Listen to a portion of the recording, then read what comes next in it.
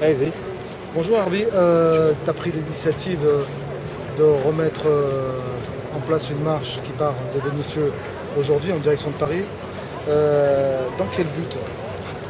Dans le but de prolongement de la marche de 83, les mêmes revendications que la marche de 83, et aussi dans le but que ça a empiré depuis 30 ans.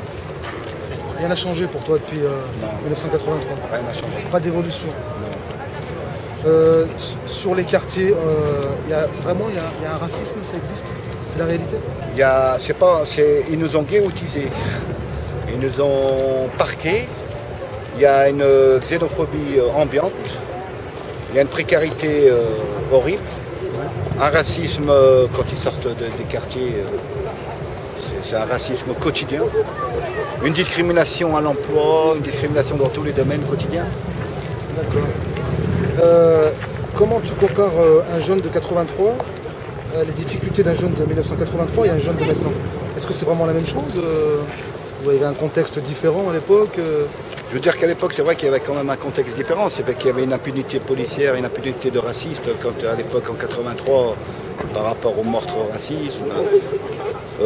C'est vrai qu'il y a un peu moins de crimes racistes, mais les jeunes d'aujourd'hui ne connaissent pas l'histoire. Ils ne savent pas qu'il y a 30 ans, il y avait une marche de 83. Ça fait qu'ils sont perdus un peu, ils ne connaissent pas cette histoire.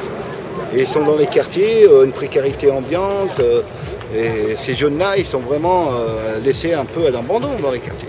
Comme tout à l'heure, on a vu les élus, on a vu la mairie qui étaient pour fêter le 17 octobre 61. C'est une histoire qui a 50 ans, ils étaient là. Et nous, on était à côté d'eux, on passe à côté d'eux, on est des marcheurs de 83.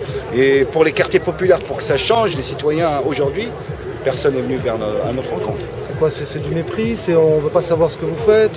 Ça ne nous intéresse pas? Ou alors tout va bien? C'est que je ne comprends pas pourquoi ils sont à l'écart et nous on est à l'écart. Et ça a toujours été comme ça. Nous, les jeunes des quartiers populaires, on a toujours été à l'écart. Les politiques ne s'intéressent pas à vous, quoi. Non, personnellement, non, ils n'en ont rien à foutre de nous. Qu'est-ce que tu espères dans cette marche sur les étapes? Rencontrer des gens, aller discuter avec Oui, les voilà, gens, c'est aller voir les parler gens. des situations des quartiers, de la banlieue? De la France entière. Franchement, parce que je me dis, les Français, ils en ont marre de la précarité. Ils en ont marre d'un monde social, d'une injustice, d'une inégalité, d'une discrimination. C'est bon, il faut arrêter maintenant. D'accord.